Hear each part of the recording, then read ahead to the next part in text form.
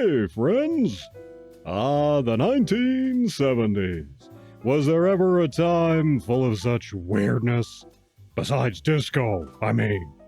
People were intrigued by the unknown, leading to all kinds of interest in things like the Loch Ness Monster and Bigfoot and UFOs and stuff like that. Elsewhere on the channel, I've reviewed Chariots of the Gods, a pseudoscience documentary based on a best-selling book. It purports to offer evidence that ancient man was visited by spacemen from outer space, ancient astronauts.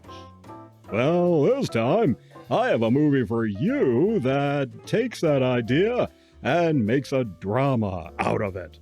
We're talking about Search for the Gods, a TV movie from 1975. One of my viewers, Laura, she sent me a flock of stuff off of my wish list, including this here DVD. Thanks, Laura. I really appreciate that. 70s pseudoscience action is right up my alley, so I thought I'd give this one a spin. Our story goes like this. Ancient spacemen from outer space visited mankind, and this here medallion was made with a bunch of knowledge scribbled all over it. But ancient man realized it was dangerous, so they broke the thing into a whole bunch of pieces and scattered them across the world. Now a mysterious bad guy is trying to gather all the pieces together and get magic powers or something like that. He sends a henchman to obtain a fragment held by a Native American elder in Taos, New Mexico. Fortunately, our hero wanders by and fends off the bad guys. They get arrested, though, because the cops find the elder had some Indian dope for religious purposes. In jail, we meet Kurt Russell. Seems like a nice guy, but he's in jail for a reason. Anyway, that night, the elder entrusts our hero with the puzzle piece before he croaks, and he asks him to give it to his granddaughter. What follows is a race with our heroes and Benson here and his crew to find a mysterious location marked in a canyon based on native magic and ancient astronaut signs. Hopefully, they find some answers there. Along the way, Kurt Russell wavers between being a good guy and a bad guy, and looking for an easy payday. Which way will Kurt Russell turn?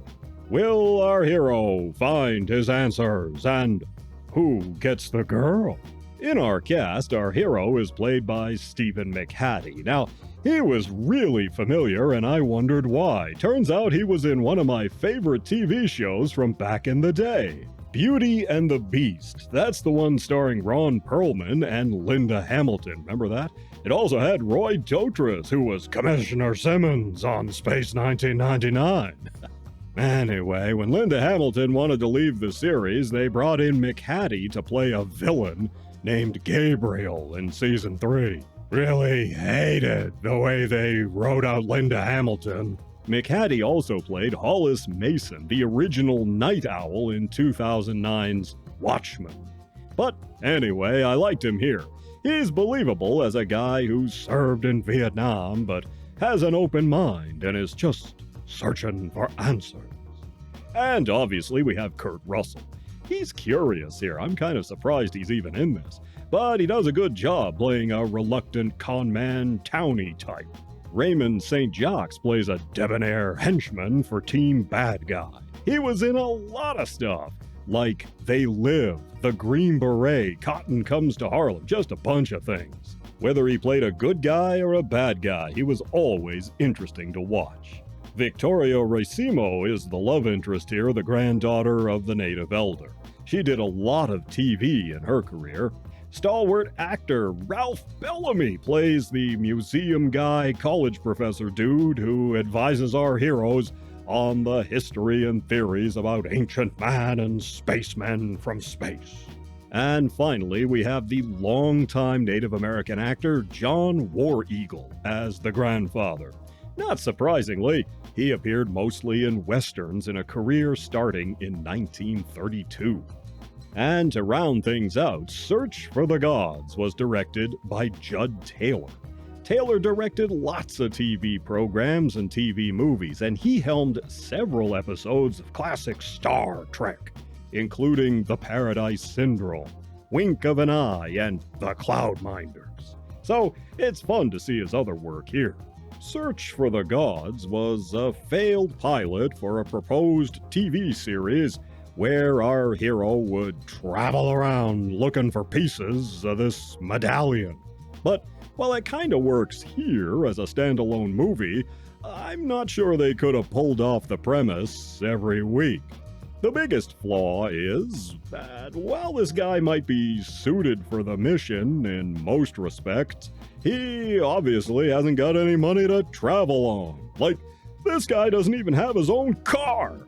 He's out there walking along the highway in the desert, like David Banner at the end of every episode of The Incredible Hulk. He's not affiliated with a university or a museum or some kind of institute or government agency or anything. How's he supposed to afford to go globe-trotting around to find all of these puzzle pieces? And what if some of them are lost? Like, what if one of them was on the Titanic? How's he supposed to get that one? And then there's the big question. This medallion thing was broken apart and scattered over the earth for a reason. And he's just gonna gather all the pieces and reassemble it? Maybe that's a bad idea. It came from aliens and has some kind of power that was dangerous for mankind to have around. Like, the ancient peoples figured that out.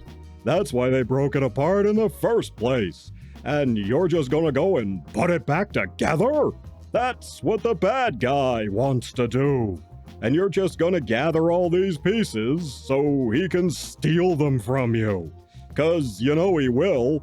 He's got money and resources and henchmen and guns and everything. And you don't even have your own car. You may as well just join Team Bad Guy. And he doesn't have any psychic powers or anything like that to help him either, which is an interesting choice, but if he had some kind of visions or something, maybe that would make his quest more plausible. Aside from taking some Indian dope at a ceremony, he doesn't seem to have any special insight or inner sight. The movie isn't bad, though. It's very earnest. It really is trying and doing what it can with a limited budget. It shows off its setting fairly well, it has an interesting tone, and it respects Native culture, although it does use the trope of Native Americans having magic powers and stuff. Whether the ceremonies we see the tribe having are real or made up is another question. I suspect mostly they're kinda made up, but I don't know for sure.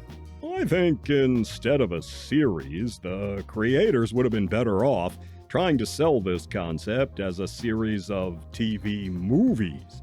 With the budget that might bring, TV movies would allow for our hero to travel beyond the American Southwest, or at least get him a car. And he'd have more time to figure out clues and stuff so he can find the puzzle pieces. Anyway, this one is fun to see how producers were playing with such pseudoscience subject matter to make dramatic fiction. That and the cast. It's fun to see Kurt Russell playing against type. The hero is pretty good too, and I liked Raymond St. Jacques. He was always good, so I'm giving Search for the Gods 2.25 paws up. Well worth checking out if, like me, you enjoy these kind of 1970s pseudoscience projects. You take care of yourselves, and I'll see you in the next one.